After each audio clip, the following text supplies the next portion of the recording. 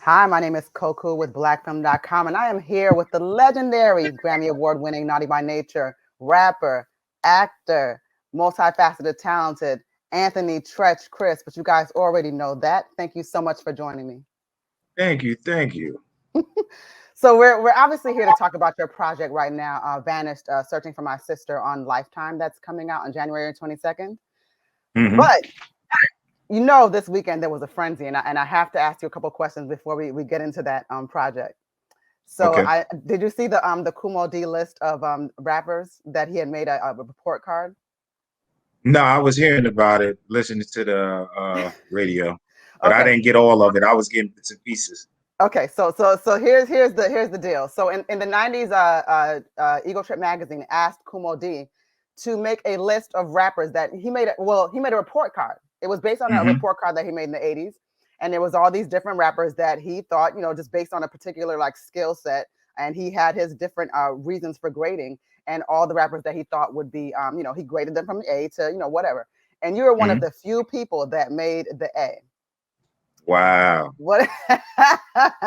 So look, it's Wow. only you, Biggie, Tupac, very select few, Lauryn Hill. So I thought that was interesting that we just at this moment right now that had this moment to connect because I would have wanted to ask you this anyway. So how does that feel knowing that that still carries into today? Man, it's a beautiful thing. It's like everybody knows Kumo D was one of those top bred battle MCs in the day. The legendary LL Cool J Kumo D battle. And it was like LL was swiping anybody that came near him. But Mo D always stood up in there. If he came with a record, Mo D would come on. He came with a record, Mo D would come on. So Mm-hmm. for that legacy and that level of legacy to give me any type of props is just humbling and honoring. And then the other thing that is interesting about that again is that when you talk about these people that made his list in the 90s and when we start talking about rap conversations again, these names people don't we don't waver, like it's consistency, right? So it's Yes, interesting to see that he had the sort of the in the present, the moment, the presence of the moment, he knew who those good rappers were, but you all have still consistently become, or stayed and remained who you are. So I love to see it. definitely, man. One thing with the hip hop game is like, even if you don't have new material out or whatever, for Hmm. 30 years we've been touring. So Hmm. we get to display our skills and our rap prowess and all types of lyrical like phenomenon like right on stage. So for a legend and an OG, one of the originators, just to mention your name, you got to be like, I did something right. Hmm. Hmm. And another thing I wanted to bring up is that you've always, we I think especially now we're talking about like mental health, health and wellness and things like that. But you've always maintained, you've been physically fit, you've always taken really good care of yourself. I want to know what made that so important to you consistently through time because a lot of like now a lot of us are sort of picking it up because especially with COVID, things are getting scary. But you've always Hmm. been consistent. What has always made you just prepare to always take care of yourself? Um, I think as well, like when we came up, it was like it wasn't cool to be doing anything but 40 ounces, Henny and some weed. So the Hmm. level of like partying like a rock star went to a whole different level with the new generation. You know what I mean? Hmm. So I think that has something to do with it. We weren't getting that indulged in the surroundings of the party lifestyle. Plus, we always like bitted ourselves on stage performances. So Hmm. when you're doing an hour and more of a show and you doing live lyrics and you're not lip syncing, you better be in shape No, because that's you'll a be up fact. there dying.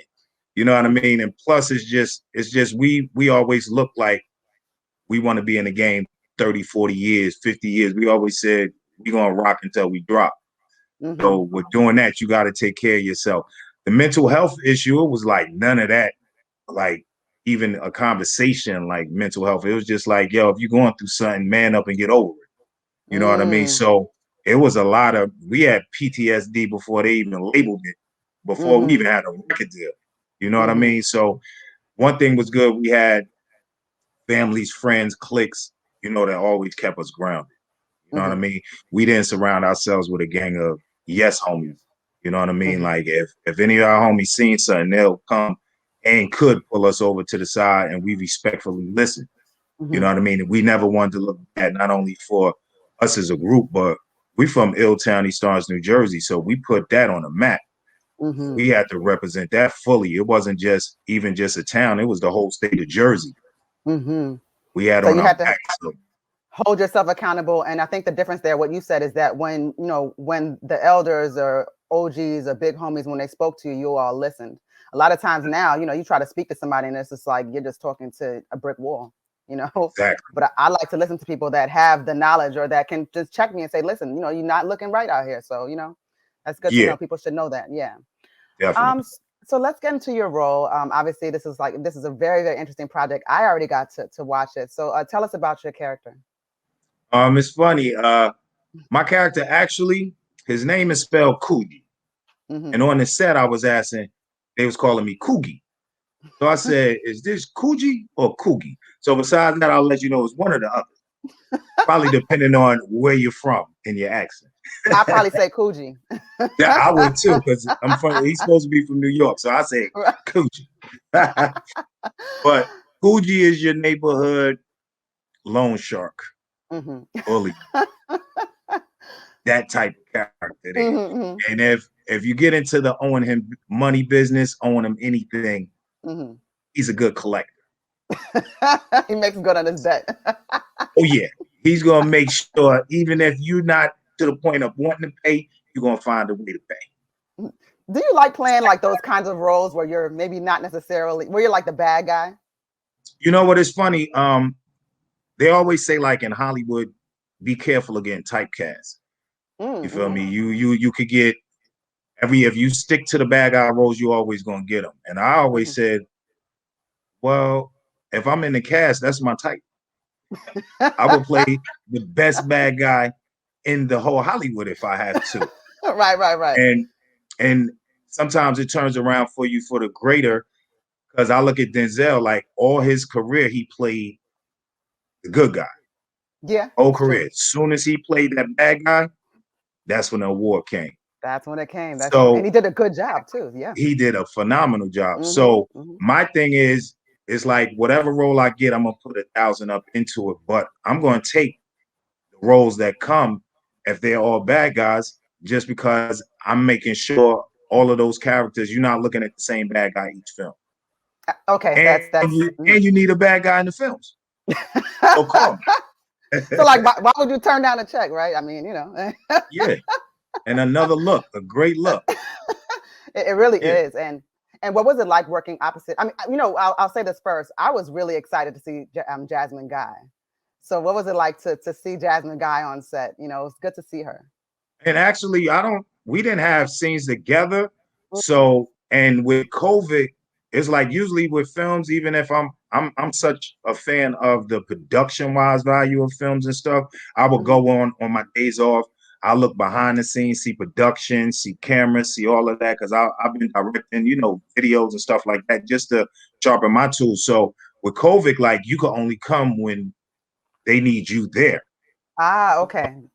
So with me, my big fanfare moment came with Tatyana. You know, we grew up.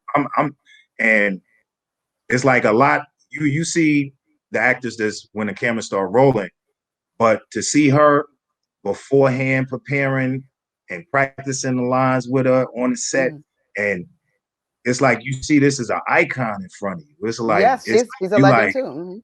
yeah. I'm like, I grew up watching. You know, you know, you don't want to just keep saying it. You like, yo, you don't understand. And then she smiled. She was so professional, sweetheart. But when the camera went action, she was phenomenal. It was like, She was good. yeah, it make you step your chops up. Like you ain't gonna let her blow you off the screen here. She is a legend. Yeah, and she had a particularly difficult role to play too. That's not, you know, that's Two not a different typical role. characters. Yes. That is like amazing.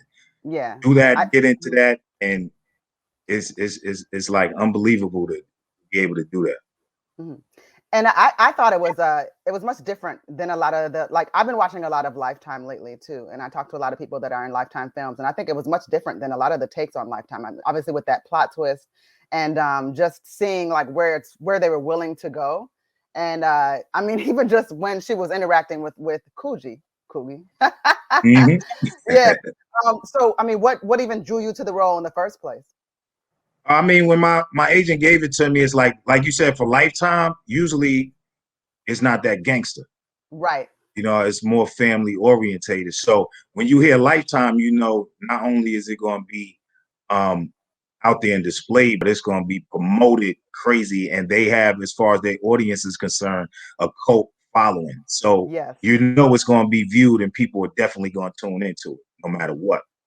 That's true. But you know, it's funny because even with the Lifetime audience, like in terms of what we're talking about, like when we're talking about some of those movies that are a little bit more, they're a little happier kind of Family vibe, right? orientated. But Hmm. but but the funny thing is, at the same time, even though you may be sort of so-called introducing yourself to those audiences based on the work, like you said, when you make legendary music and you are committed to making things that will stand the test of time, those audiences are still going to be familiar with you. Like, oh, that's the guy. So they'll still know who Definitely, you are. They won't know that they knew who you were. So everybody's definitely, getting reintroduced to each other. So they'll be like, oh, I know Treach, Naughty by Nature. That's, that was my song, So exactly. And it's so just so amazing to be able to display, you know, your talent on a different stage. You know, yes. they're used to seeing you through music, and you know, I've been doing movies now for 30 years, Yeah. so I have a nice resume Mm-hmm. and a nice little following myself. So it's just wonderful to let them see me in a whole different light. I've always wondered how easy it is for you to, because you came into the game as a rapper, but how easy was it to transition to Hollywood? And I mean, it's just a totally different type of environment, I would imagine. But like even just as you were talking, I'm listening to you. You're saying you're actually studying on set. That's not something that most people would do. They just kind of just do what they got to do and chill. But you're Definitely, studying. Yeah. definitely. See, a lot of actors that's out there, they did study. Mm. So when I first started acting, I always tell the story of I was with Flavor Unit Management, Queen Latifah and Shakim. So the first movie I was in was Juice, Mm-hmm. but I read for the character of Bishop, and I didn't know nothing about acting. So I Mm-hmm. definitely should not have got that role. When Pac went in there and got that, that was my buddy. Mm-hmm. So he said, you know what? I'm staying in New York. Why don't you come stay with me as a few homies in the hotel? Watch, I'm gonna get you in this movie. I said, all right. So if you look at the movie, I'm like the only dark skinned dude in the Puerto Rican gang, Rodamaz gang, and I ain't had no lines, but I made myself be felt. You were in the movie. It's I funny said, because yeah. Juice is definitely, yeah, it's in your filmography. You the dark Mm-hmm. skin Puerto Rican. That's right. I just told him it's uptown, so I'm Dominican, homies. Okay, get it twisted. Exactly. Oh my God, that's hilarious. Yeah. So So I never had schooling or anything like that. So even I now, actually, did you start taking acting classes later on down the line? no, I didn't. And one thing Oh. I reason I didn't, when Pac, like I was actually learning from Pac the most because Mm. he had schooling and acting and everything else. So, and I would ask him different stuff. What's going on like that? He's like, yo, if it's a fly in front of your face on the screen, swat it. It's like keep everything natural. I seen one, he goes and he ties his shoe and da da da. And then I did a film called First Time Felon, an HBO special, and Charles the Rock Dutton had directed it. One thing he would say before all of us start filming, he'll go, all right, actors, do me a favor. Don't act on it. So, and then he asked me, it's like, where did you train? I was like, I never went to school. And he said, don't. Oh wow. Hmm. So, because I was really on the way to, you know, start going to classes, doing that. He's like, you got something. Stay there. Sometimes when people go, they switch off their Mm-hmm. natural instinct and then they're not good actors.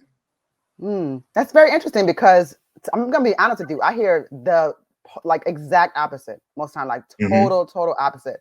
People will say, I ended up going to acting school and they taught me how mm-hmm, to do this and that, and but I mean that's yeah. There's an authenticity lost. I think I mean, even I think even sometimes with even let's say singers, you mm-hmm. go and learn someone else's style and you're no longer that raw self that you were. So you see, so that's an interesting point of view. But not everybody's gonna agree with you. It just No, happened to work for you because you but got one thing I can say, I had 30 years of training up until now. So it wasn't right. like I Okay. didn't, you know what I mean? With Yeah, you all the learned. films I did, and Mhm, like I said, I was sitting there watching actors. You mhm. know what I That's mean? true. Like even when I'm not when I'm They say you got another hour and a half to wait in the trailer. I'm like, nah, I'm on the set. So I definitely picked up and learned without going to school. My school was on site training. Yeah, hey, listen, that's the best internship a person can have. Exactly. I just want to just circle back to the film itself. So what do you want people to take away from Vanishing, Searching for My Sister? That is a very, very, very compelling story. It's basically about twin sisters where one sister ends up vanishing and the other sister gets into her character to find out what happened to her. So it's like a story you never heard before. You always like certain movies. This is like so and so. This is like boom. This No, is this like is different. this is totally, totally different. And like you said before, the cast that's in it is some phenomenal actors in it. So the chemistry in the industry is like, even I remember I was doing some scene with some kids and stuff, and they acting chops. So it's like whoever the casting directors and all of that from this film, they definitely did they numbers with this. They did a great job. I thank you so much for your time. I'm speaking with Anthony, Treach, Criss. My name is Koku with blackfilm.com. It has definitely been an honor to speak with you. I would ask you a million questions if I could, but everybody got stuff to do. That's right. But it is definitely an honor to be able to sit in front of you and ask you anything at all. So thank you for your time. Again, we're talking about Vanishing, Searching for My Sister. That is on Lifetime. It premieres. It's an original movie on January 22nd, and it's really good. And I have to, Treach, you did a particular thing in the scene that I just keep imitating. Oh yeah. I'm coming at everybody. I'm not gonna say it, we're not gonna spoil it, but it's something that you did. Spoiler alert. We're not gonna do that. But and I have to give so much credit for Tatyana Ali for what she did, because that's not easy. Yeah, that's not easy to do what she did. And it's a really good movie. It's a compelling story just throughout. So I appreciate your time, and I appreciate what you all did with it. Thank you. Thank you, Coco. Appreciate it. Koku, like Goku with a Koku? Koku. That's even cooler. Koku. Thank you, Tress. Take care. Have a good day. If you want to see more content like this on blackfilm.com, make sure you like, subscribe, and ring that bell.